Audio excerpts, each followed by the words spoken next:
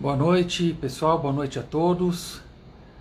Estamos aqui começando uma live aqui de quinta-feira. Hoje é quinta-feira, dia 25 de março, 20 horas. É uma livezinha extra aí na semana. Normalmente a gente tem as nossas segundas da Psi do Esporte, né? Mas hoje vamos ter aí uma quinta super, ultra, mega especial. E eu explico, né? A gente vai hoje receber um dos maiores cientistas da psicologia do esporte desse país, né? Um cara brilhante, super competente, o Daniel Melo. Muitos de vocês, principalmente aí alunos, ex-alunos meus, né? Já conhecem o Daniel. E, bom, eu não vou me estender muito aqui. Já estou vendo que o Daniel está me mandando aqui a solicitação para entrar na live. Rapidamente, só para vocês saberem, né? O Daniel foi meu aluno 9, 10 anos atrás. E depois ele foi fazer o doutorado dele com a gente lá na USP, né? E entrou na Escola de Esportes da Faculdade de Educação Física, fez um trabalho brilhante, né? Brilhante, que ele vai contar aqui pra gente, com novas tecnologias. Quando a gente se conheceu em 2010, ele já tinha a ideia, né, de trabalhar com biofeedback, com neurofeedback, já vinha estudando os aparelhos aqui no Brasil e a sua aplicação no esporte, né? E aos poucos foi se desenvolvendo nessa área e aprendi muito com o Daniel, né? De professor passei a ser aluno, né? Essas relações são muito legais e hoje é um dos grandes amigos aí que a gente se relaciona, tem uma amizade muito bacana e eu vou então chamar o Daniel para falar com a gente aqui, contar um pouco sobre a experiência, sobre a questão aí das tecnologias. Deixa eu achar o pedido do Dani para entrar aqui, né? Deixa eu só encontrar aqui, Daniel.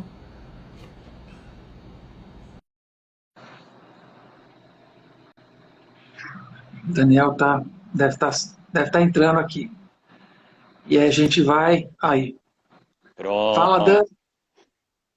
Beleza? Boa noite. Tudo certo, João. Boa noite, pessoal. Boa noite a todos. Puta, é um super prazer estar aqui batendo um papo.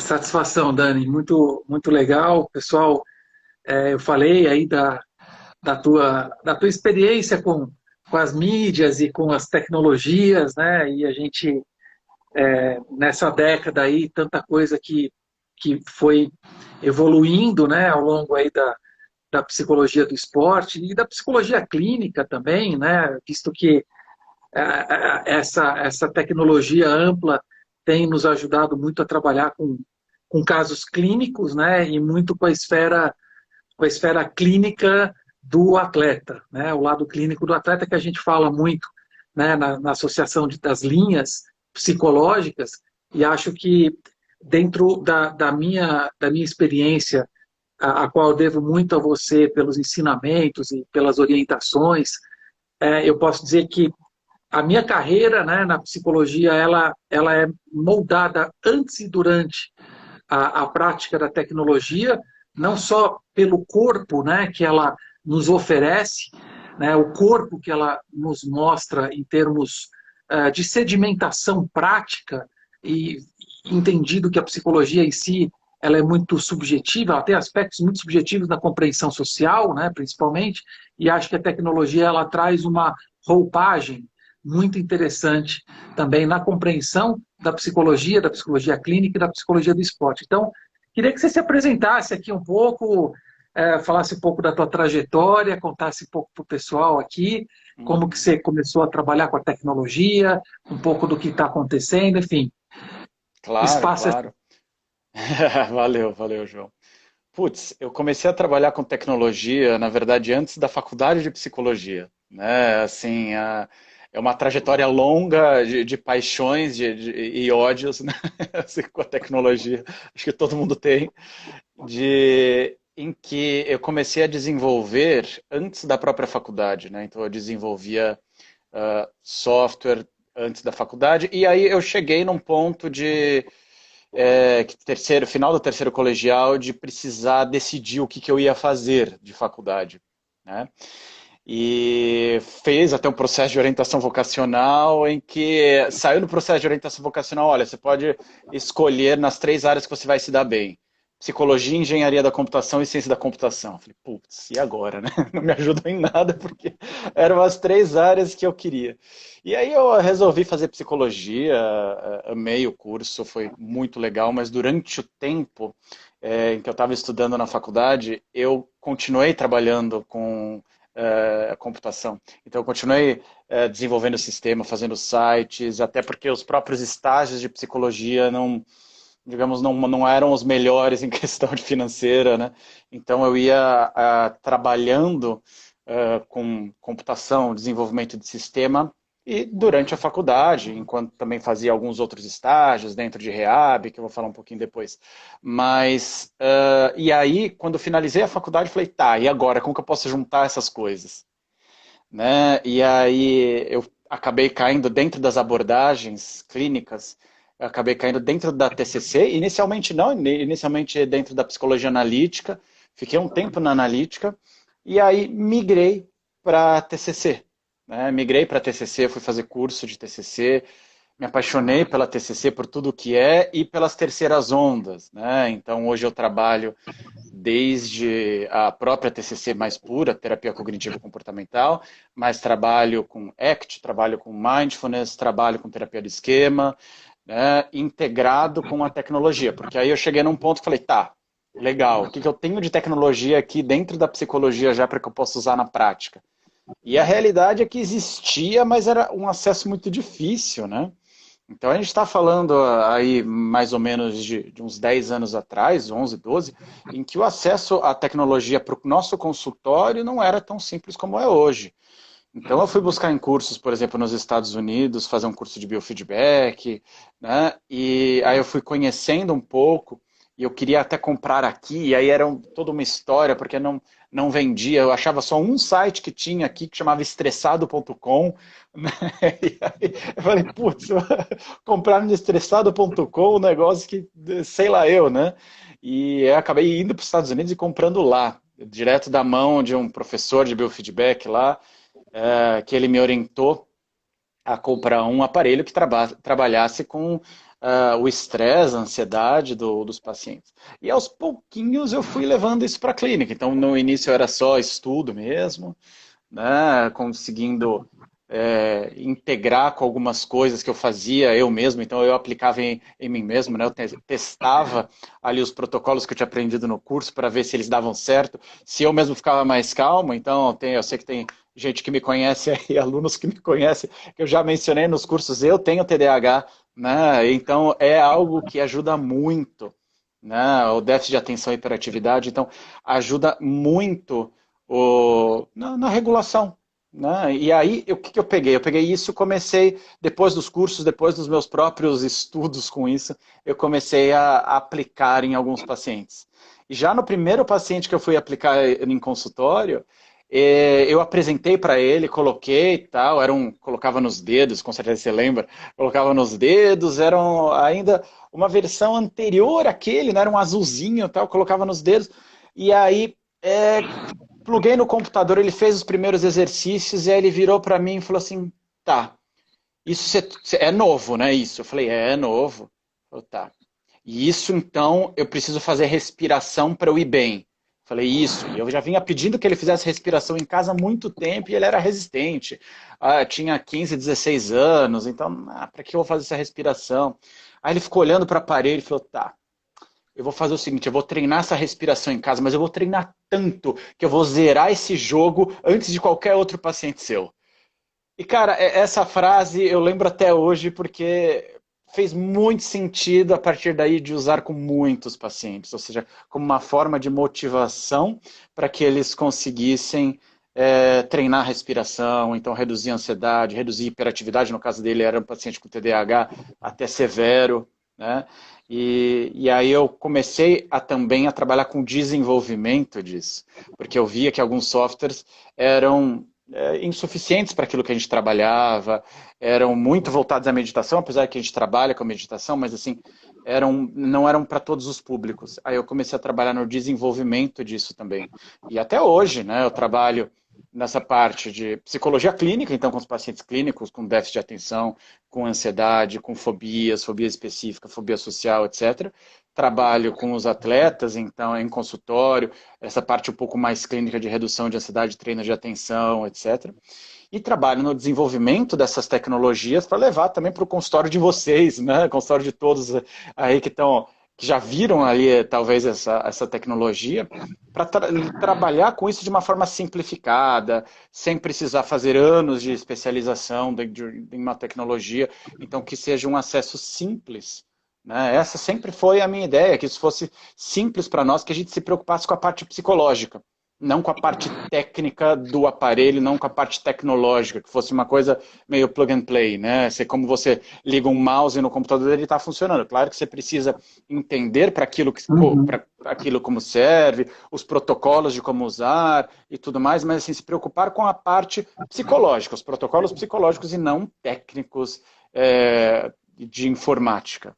Né? Então essa sempre foi a minha Esse ideia. era o ponto, né? Eu acho que esse é um ponto interessante, né, no papo, que é o seguinte: como que se dá, né, na tua visão, a interação de todos esses protocolos de bio, de neuro, mesmo o óculos de realidade virtual, que era legal você comentar com o pessoal que está todo mundo mandando mensagem querendo saber o que é o treinamento de realidade virtual. Como que você enquadra essa utilização dos instrumentos efetivamente no esporte, na clínica do esporte?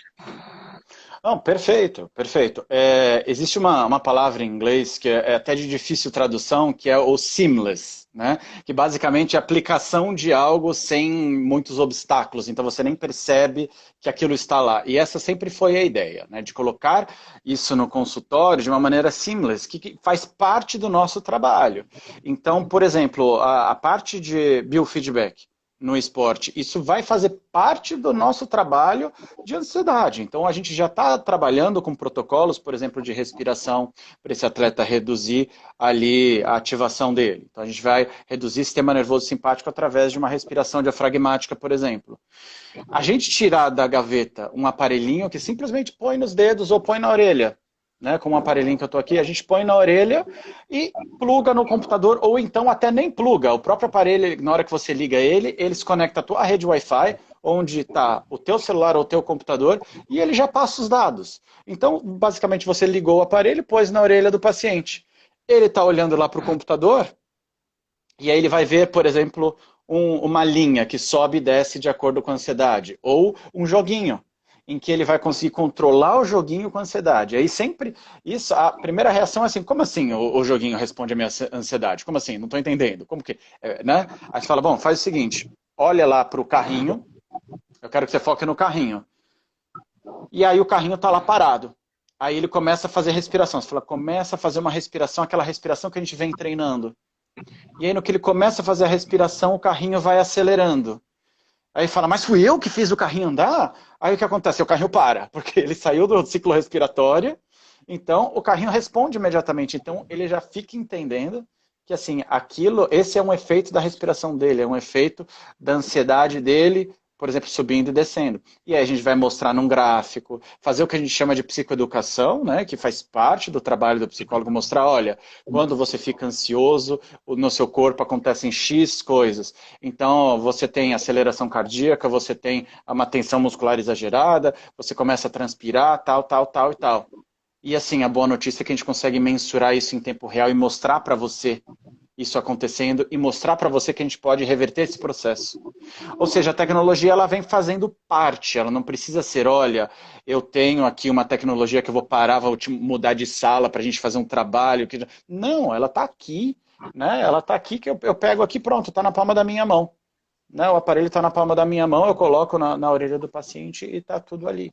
Né? Então, assim, a gente não interrompe o processo, eu acho que isso é uma parte interessante, não fica algo artificial, que muitas pessoas têm medo, né? De criar um ambiente artificial, de como se isso fosse corromper o nosso setting terapêutico clínico ou mesmo esportivo, né?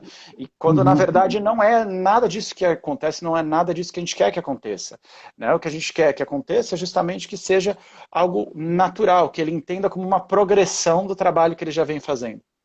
Então, no caso, por exemplo, do neurofeedback, em que é a mesma coisa, tanto como se a gente fosse aplicar de uma forma simplificada, aparelhos de neurofeedback, por exemplo, só de lobo pré-frontal, que você coloca, ele mostra um gráfico mais atento ou menos atento, então você põe ali, ele vai olhar para o computador, vai olhar para o celular e tal, e aquilo vai mostrar para ele mais atento, menos atento, e também vai jogar jogos, como também os aparelhos mais complexos, em que aí tudo bem, você vai precisar de uma touca, vai colocar alguns eletrodos, vai fazer uma avaliação, mas tudo isso dentro de um protocolo que a gente já utiliza dentro da psicologia. Né? A gente já utiliza isso na psicologia do esporte, de treino de atenção, de treino de redução de ansiedade e assim por diante. Né? E aí vem a questão de ouro, que é a realidade virtual que você estava falando.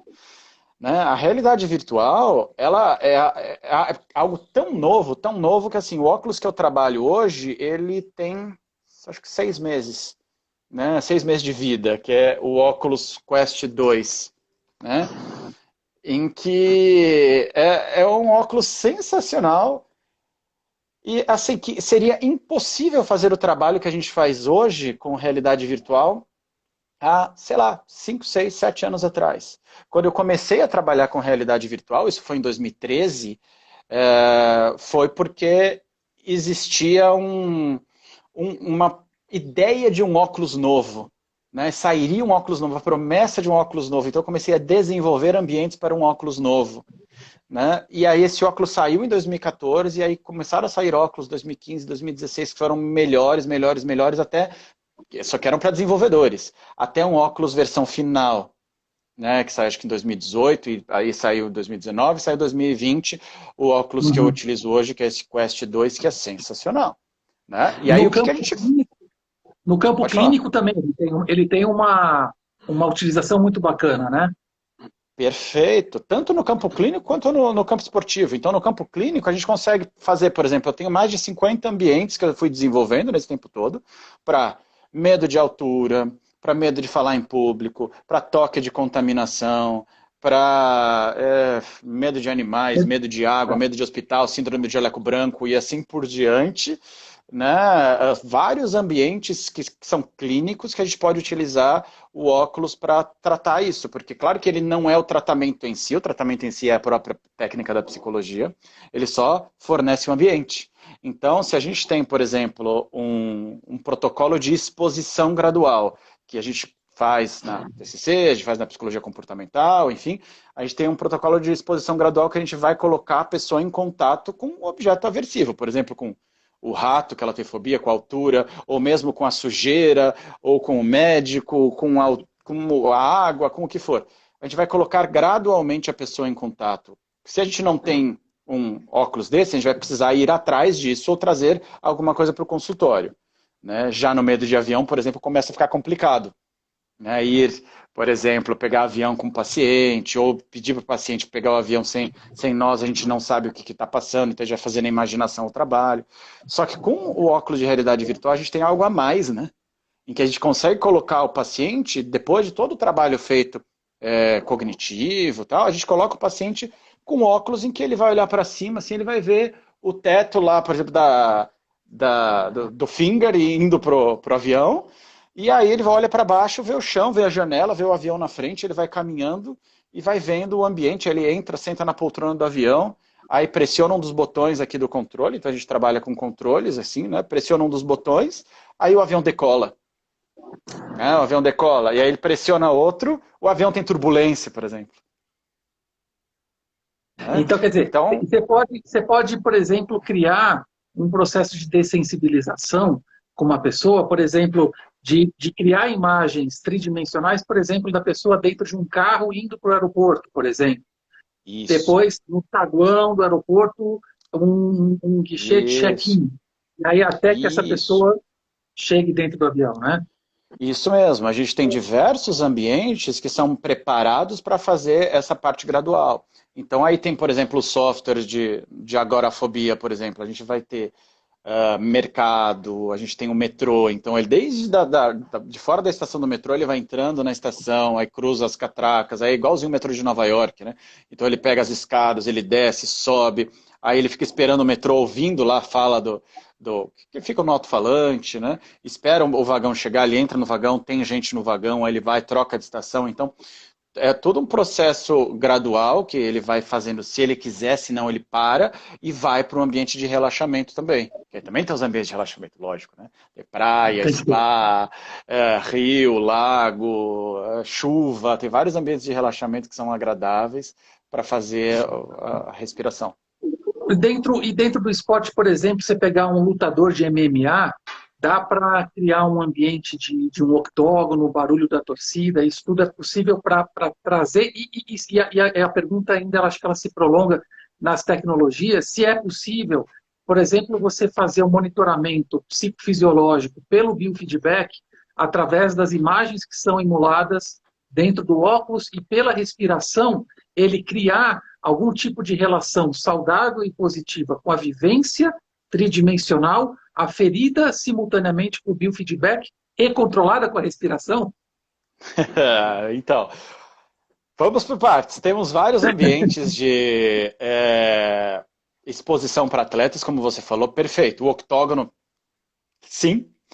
Campo de futebol, quadra de vôlei, basquete, etc., como você bem falou, com torcida, então em que a gente pode sim expor o atleta a isso, e ao mesmo tempo a gente pode monitorar no biofeedback esse atleta sim, para a gente ver o quanto, por exemplo, a torcida fez efeito, então a gente pode colocá-lo num ginásio vazio, né? Um ginásio cheio com barulho de torcida, ou um ginásio no escuro, né? E a gente vai vendo as diferenças que isso causa na psicofisiologia do atleta através do biofeedback.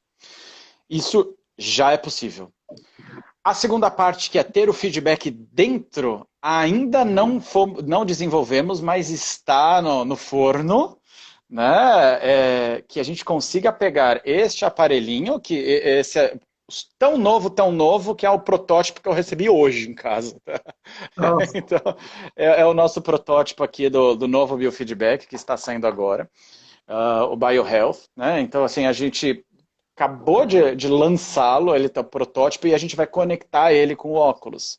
Então, aí sim a gente consegue fazer essa conexão, porque ele é um aparelho Wi-Fi, ele não é Bluetooth. Como o óculos ele tem alguns bloqueios com Bluetooth, então a gente faz através do Wi-Fi, através da rede Wi-Fi, o feedback acontecer dentro do software. Então aí sim a gente consegue fazer, por exemplo, o cara sentar ali no meio da quadra de basquete e ter um feedback da torcida, por exemplo, falar mais alto ou mais baixo de acordo com o relaxamento dele. Entendeu? Gritar entendi, mais alto ou mais baixo. entendi. Aí isso, ou mesmo outros tipos de relaxamento, por exemplo, ele senta na frente de uma fogueira, começa a fazer a respiração e a fogueira acende e vai ficando mais alta conforme a respiração dele, Tá. ele imerso num ambiente completamente de relaxamento no meio da floresta. Muito interessante. Eu acho essa é, na verdade, a realidade virtual é uma vivência, né, que você que veio para substituir os famosos exercícios de mentalização, né, lá da década de Sim, 80, 90, que o atleta visualizava com os olhos fechados, através de meditação. Meditação, claro que ainda é muito utilizada por vias do mindfulness, né, mas eu acho que essa possibilidade de você ter um realismo nas imagens pela tridimensionalidade é uma coisa muito interessante. E junto com isso, né, eu queria também abordar mais um tema que é o seguinte, sobre o neurofeedback. Né? A gente tem muita gente aqui que está vindo dos esportes, pessoal aqui que acompanha LOL, acompanha CS, acompanha a galera lá do Twitter que está em massa aqui, um salve geral aí para a rapaziada. Conta um pouco como que a questão, o vínculo do lóbulo pré-frontal, a necessidade de tomada de decisão, velocidade de reação, a disputa por um frame, né, dentro de um jogo de FPS, por exemplo, o CS, o Rainbow Six, que você precisa ter uma agilidade e um processamento neuromotor muito elevado, como que o neurofeedback pode efetivamente ajudar esses players? Pois é, o neurofeedback, basicamente, ele tem.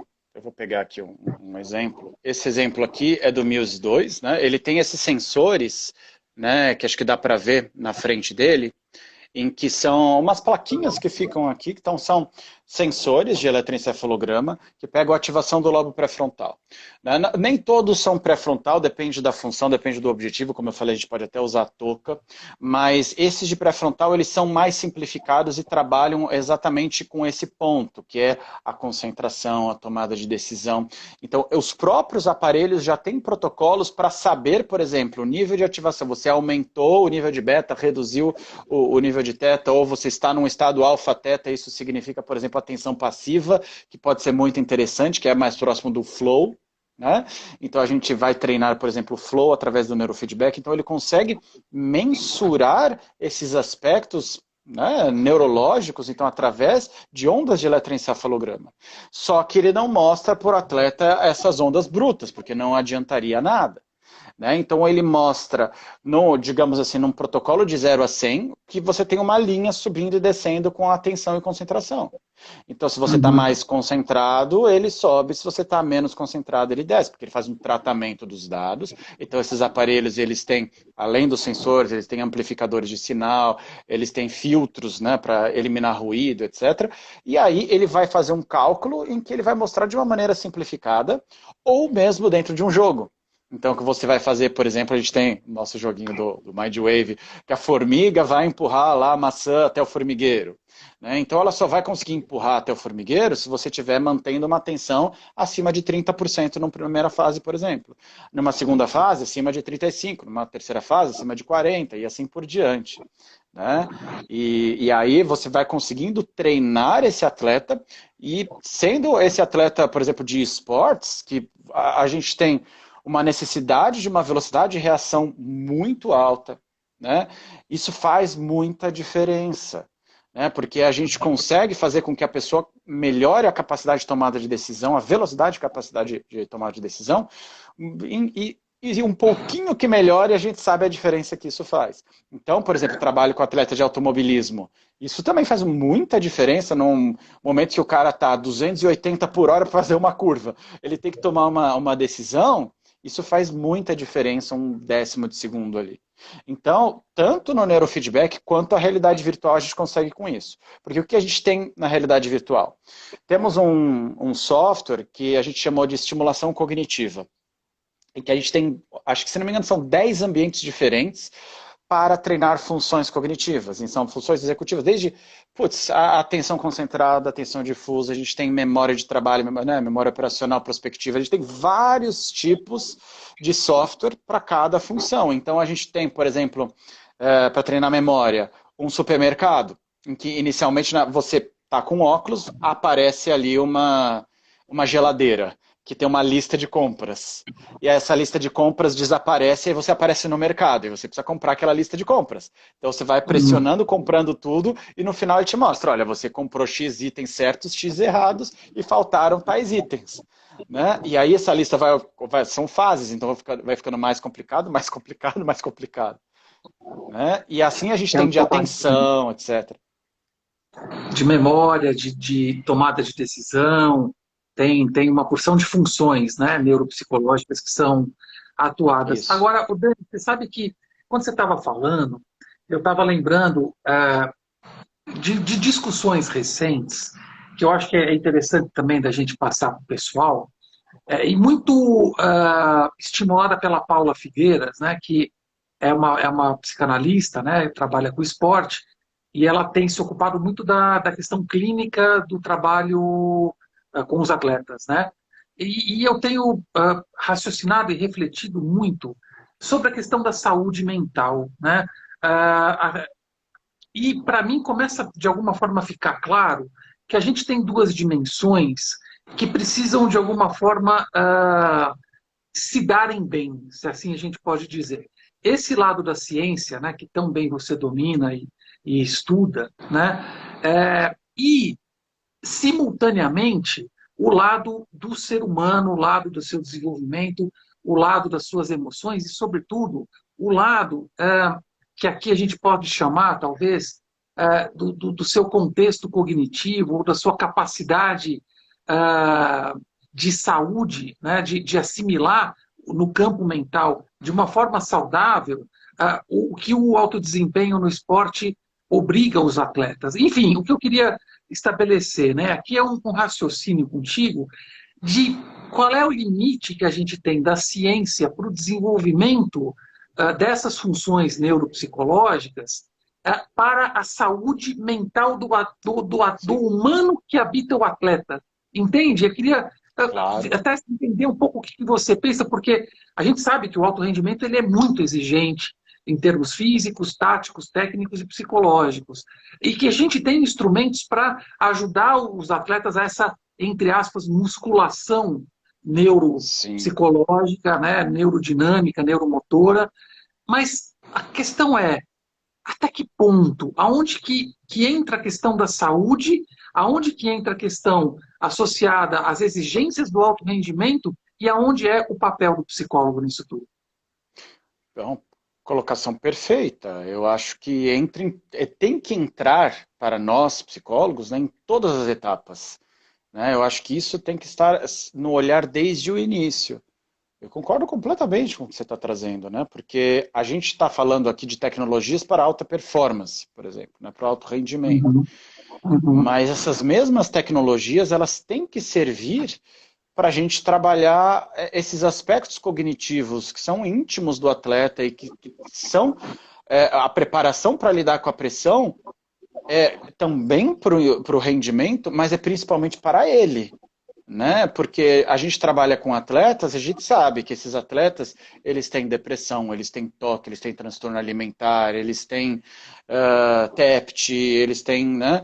E que são ou relacionados com o esporte ou não. Até podem ser uhum, realmente relacionados. A gente tem muitas modalidades esportivas, por exemplo, que estimulam um tipo de corpo da menina, né, em que claramente não é saudável, que essa menina muitas vezes desenvolve um transtorno alimentar.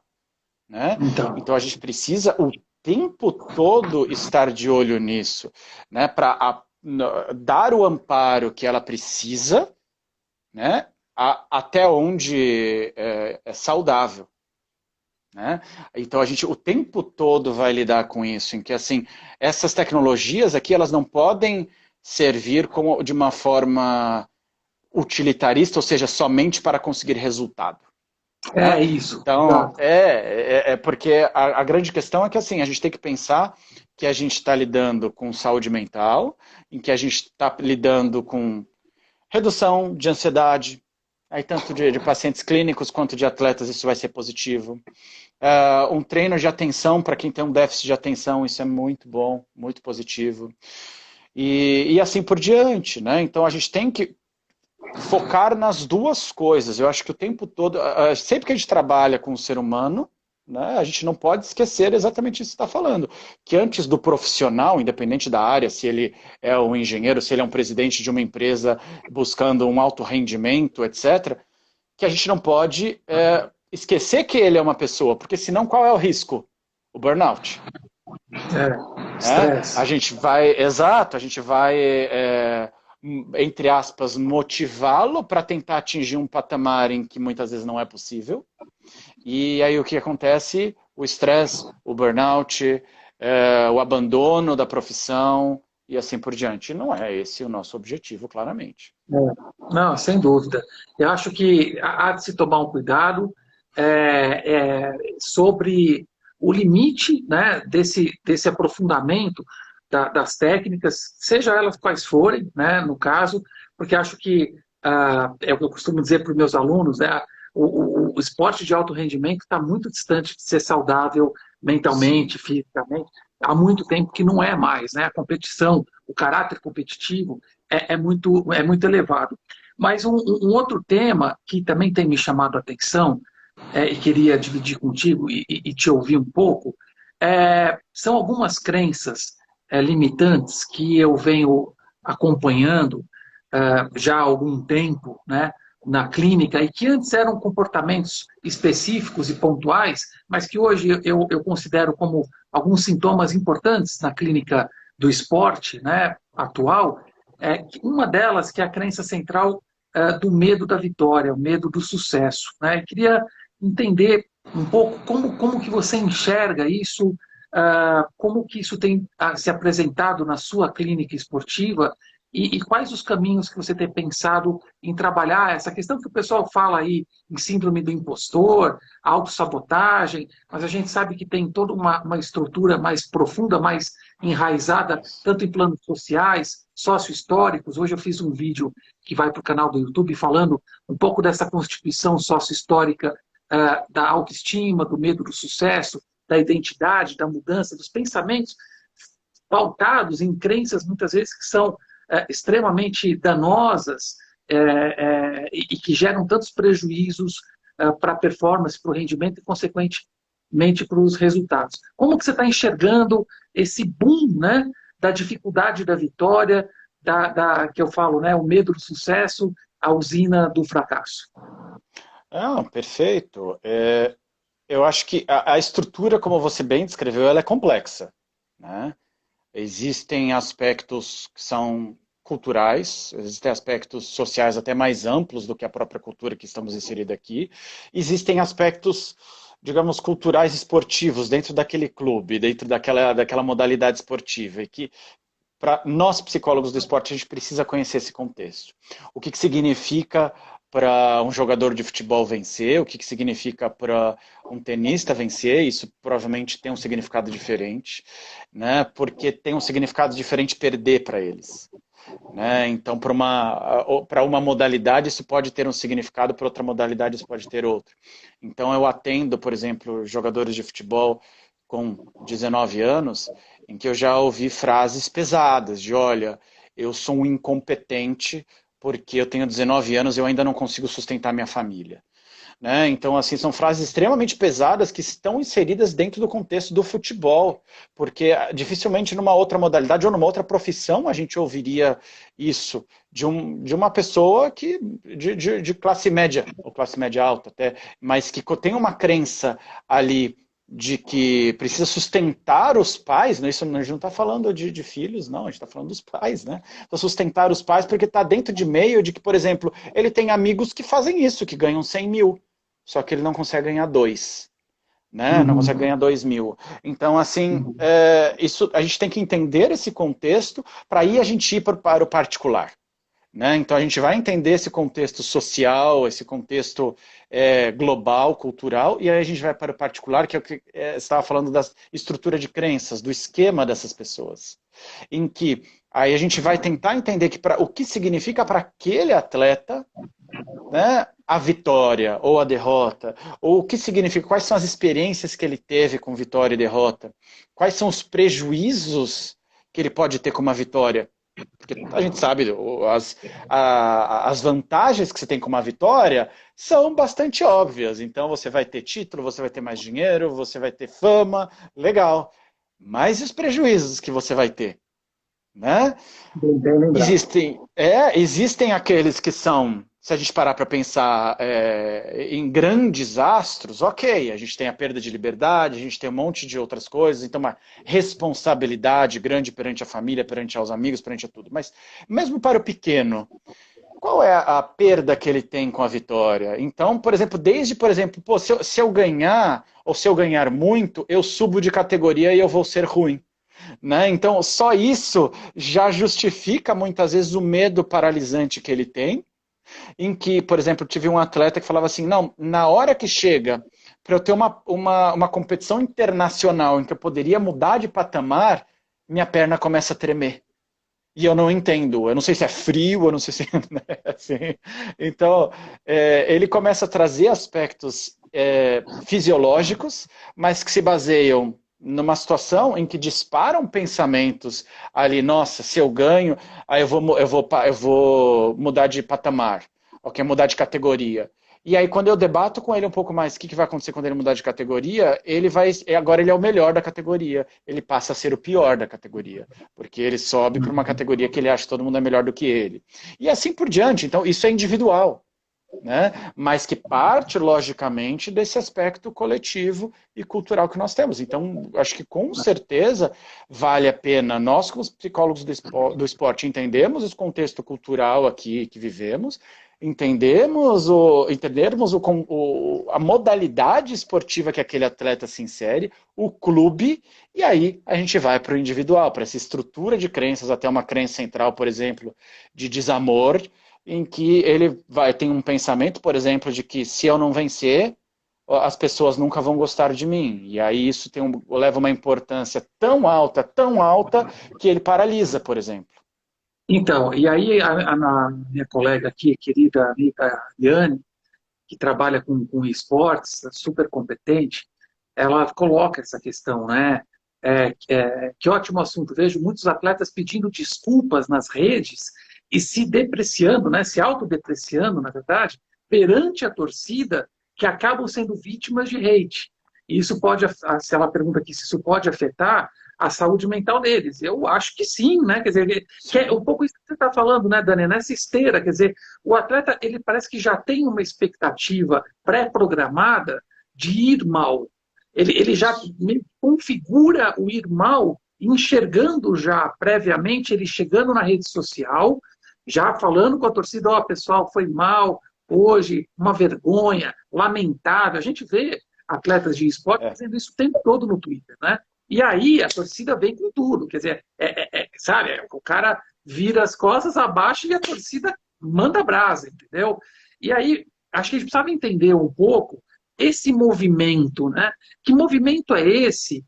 E como que isso afeta a saúde? Ou se, na verdade, Ariane, eu acho o seguinte, eu não sei se isso afeta, claro que afeta, mas será que não é um momento anterior? A saúde já vem previamente afetada antes e isso é um sintoma ou é uma consequência, né, dessa não saúde anterior, dessa programação de algo tão pejorativo, uma crença tão ruim sobre as suas próprias possibilidades, você não acha, Dani? não, com certeza, em que esse atleta ele está tão exposto, mas tão exposto, que ele acaba tendo que realmente que se justificar por uma derrota. Mas veja bem, você está competindo. Normalmente são dois, sei lá, dois times, duas equipes, dois atletas. Um vai perder. Um vai perder. E aí o que, que acontece? Ele tem sempre se desculpar, e aí você até falou assim, a derrota vergonhosa. Isso é muito colocado como se a derrota fosse vergonhosa. Às vezes a gente entende assim pela forma como foi, pelo o que aconteceu, mas gente, não é toda derrota que é vergonhosa, né? É, Assim, a derrota faz parte do esporte. Às vezes perde-se para o mais fraco, isso principalmente em modalidades como o futebol, por exemplo, que é uma das modalidades que se consegue perder para o mais fraco, porque o futebol ele é uma paixão mundial, na maior parte dos países, né?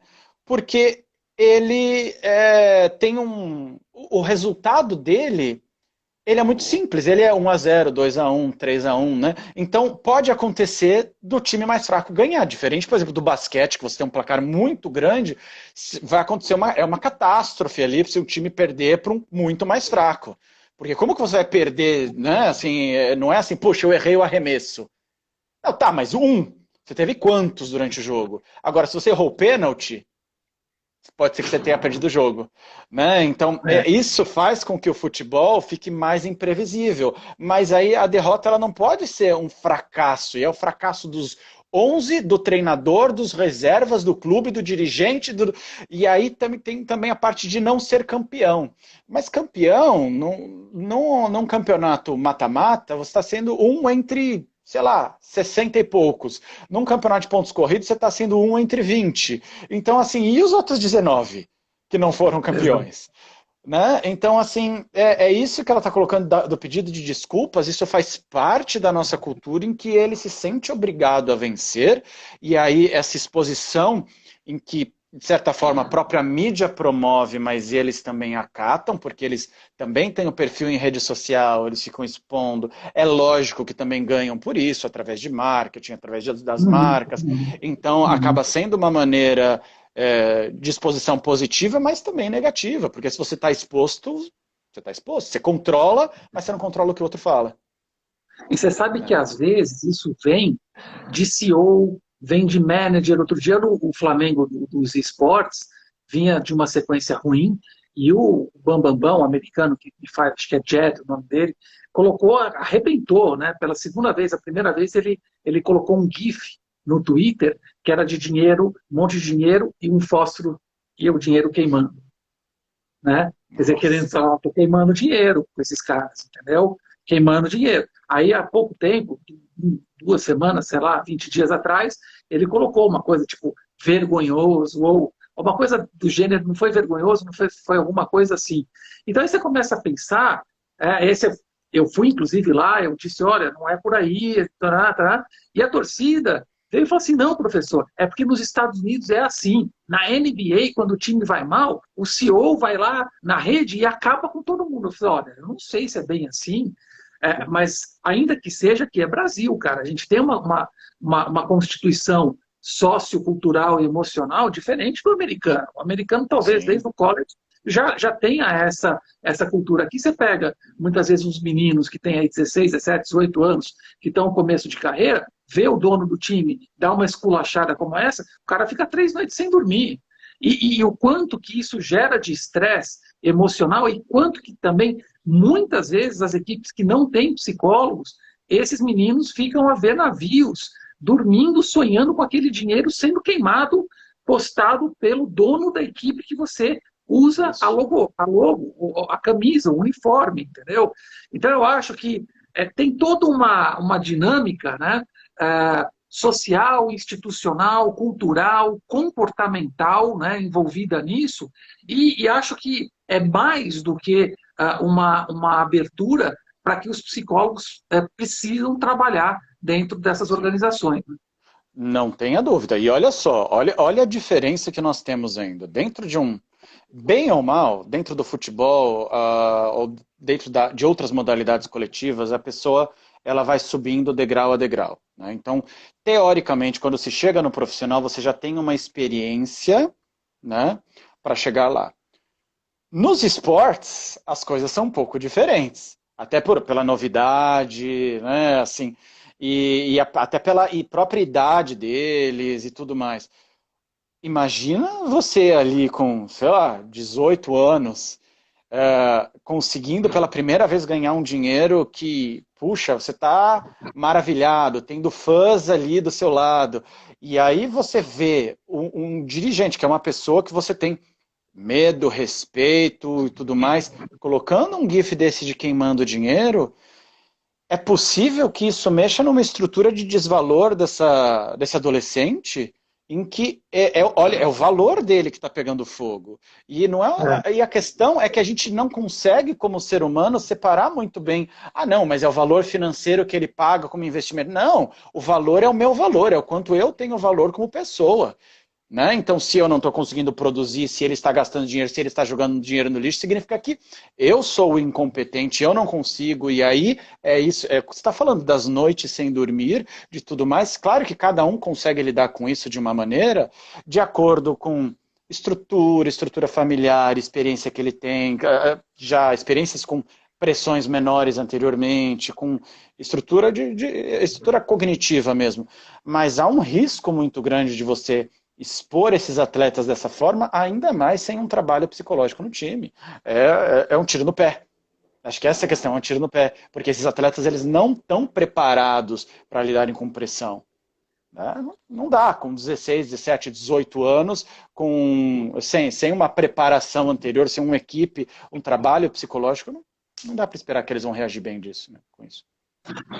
E você falou uma coisa que me chamou muito a atenção, que é quando ele queima o dinheiro, que estruturas são acessadas de vivências, né, anteriores, ah, e que, na verdade, você está ali reencontrando, né, revivenciando aquela situação e tendo que responder tecnicamente, não podendo cair tua performance, quer dizer, é tudo isso ao mesmo tempo, e de repente para um garoto, um adolescente, um adulto jovem, isso é uma coisa bem complicada, bem complexa de você gerenciar, e aí é que tá, né, quer dizer, o quanto que falta de cultura, quanto que falta de responsabilidade e de um olhar que quando ele queima um dinheiro ou fala qualquer coisa, e outros dirigentes também acabam fazendo isso, o que que tá implícito aí? Quer dizer, você é um lixo, eu estou queimando meu Isso, dinheiro e você é a cinza isso, disso que eu estou queimando, entendeu?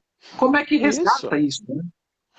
Pois é, não, você tem completa razão, porque aí o que acontece? Esse menino na próxima partida, na hora que ele tiver que tomar uma decisão difícil, de uma maneira ou outra isso está ali atrás. Pode não ser que não venha de uma maneira consciente, mas isso está ali. Porque se eu tomo a decisão errada, eu não tenho valor nenhum e eu estou queimando o dinheiro dele. E vai saber, além disso, tem a questão da punição, que vai saber se ele não vai me punir de novo, vai me expor de novo. E aí, se ele me expõe, vem um monte de gente no meu Twitter me xingar minha mãe, xingar meu irmão e não sei o quê. Então, assim, eu tenho que tomar uma decisão com o cuidado de tudo isso. E aí, meu, já passou a hora, Perfeito. porque a decisão é décimo É, de segundo. e aí o que a Ariane falou agora há pouco, né? Aí o cara vai lá na rede, ô, foi mal, hein? Eu sou um lixo mesmo. E a torcida, é Ah, um lixo então, mesmo e tal, entendeu? Aí o cara é achincalhado, né? sim, sim, perfeito, é isso aí. É muito triste. Mas enfim, querido, a gente está acho que faltando 2 minutos aqui para acabar. Logo o Insta vai nos derrubar. Eu não queria deixar, né, de te agradecer demais. Foi certamente um primeiro papo. Eu acho que pelo que eu estou lendo, pude ler rápido alguns comentários. A gente vai voltar a conversar sobre outros temas que eu acho que Claro. são temas atuais, né? São temas modernos. É importante a gente poder ter essa interlocução com as pessoas aqui, né? Um baita prazerzão, sempre, pô, pelo menos eu mato um pouco a saudade de você aqui. A gente não pode se ver nesse momento, né? Pelo menos aqui a gente pode conversar um pouco e certamente trazer essas informações e estimular essas informações, esse conhecimento e essas pesquisas que são tão importantes, né? Então, assim, o Dani, para você fazer suas considerações, cara, finais, e deixa teus contatos, e-mails, e Neuroway, cursos, etc. Fica livre aí Sim. para você colocar. Ah, muito obrigado. Primeiro, assim, agradeço demais o convite para participar aqui. Foi muito legal e podemos fazer isso mais vezes, com certeza. E é bom mesmo, como você falou, para matar a saudade nesse momento, né, que a gente não pode ficar se encontrando. E as considerações, eu acho que eu queria deixar vocês, pessoal, com a seguinte imagem, né? A tecnologia, ela pode servir muito para nos ajudar. Ela vem acho que a pandemia mostrou o quanto a tecnologia pode nos aproximar, né? Porque imagina se a gente estivesse vivendo essa pandemia sem internet, pelo amor de Deus. Né? Assim, seria algo impensável, né? Então, assim, a tecnologia ela tem essa força, né? E ela é uma força. Então, do mesmo jeito que a tecnologia pode nos ajudar no consultório, ela pode nos atrapalhar. Ela pode atrapalhar os próprios pacientes, ela pode isolar as pessoas dentro de jogos, mas ela pode fazer as pessoas utilizarem jogos, por exemplo, para se socializar. Então, assim, a tecnologia em si, ela não é nem boa nem má, mas ela pode trazer para nós recursos importantes. Então, hoje a gente tem tecnologias, como eu mencionei, para fazer um resumo aqui, para melhorar ansiedade, estresse, para treinar atenção, concentração e para a gente conseguir fazer um trabalho de exposição dentro de realidade virtual, treinamento cognitivo, etc. Então, assim, eu deixo o convite para vocês acessarem o site da Neuroway, neuroway.com.br. Lá tem cursos de biofeedback, curso de realidade virtual, tem lá os sistemas de realidade virtual para vocês conhecerem. Né?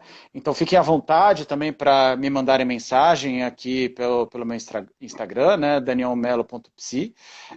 Fiquem à vontade aí, porque a gente vai batendo um papo, pessoal. Então foi muito legal estar aqui, um super prazer. Obrigado, viu, Dani? Obrigado pelo carinho da presença, obrigado pela disponibilidade. Eu estou aqui acompanhando um pouco do chat e quero mandar um abraço aqui para o meu querido Maurício Plenk, baita ser humano, cara. A gente está fazendo uma parceria de marketing para psicologia do esporte e já vi o Maurício, jogador de futebol, está em Israel agora jogando a primeira divisão. Vai voltar para a primeira divisão, que é o lugar dele. E já vi que o Sérgio Murilo aqui foi psicólogo dele no Havaí, aqui no Brasil. Então já se encontraram, o jogador, com o cara que está do meu lado fazendo a parte da publicidade da psicologia do esporte, com o psicólogo do esporte que trabalhou com ele no Havaí. Então está todo mundo em casa. Muito legal tudo isso. Pessoal, queridos, obrigado pelas mensagens todas. Vou ler depois com muito carinho. É, essa live ela vai ficar disponível no nosso canal do YouTube, tá? João Kozak, Psicologia do Esporte. Doutor João Kozak, Psicologia do Esporte no Facebook, uma página, a gente está com mais de 50 mil seguidores lá. Todo dia, dois vídeos direto lá sobre temas, sobre atividades que a gente vai fazer. Muita coisa interessante para divulgar para vocês. E, bom, quinta-feira, segunda-feira, é as segundas da Psico Esporte. Espero todo mundo sempre com uma novidade, com uma surpresa, com um convidado fantástico. De novo, Dani, obrigado pelo carinho. A todos, uma ótima noite. Se cuidem, né? Continuem se cuidando. A gente ainda não venceu essa, mas está acabando. Obrigado, Dani. Um abraço. Um abraço, pessoal. Abraço. Se cuidem. Fiquem bem.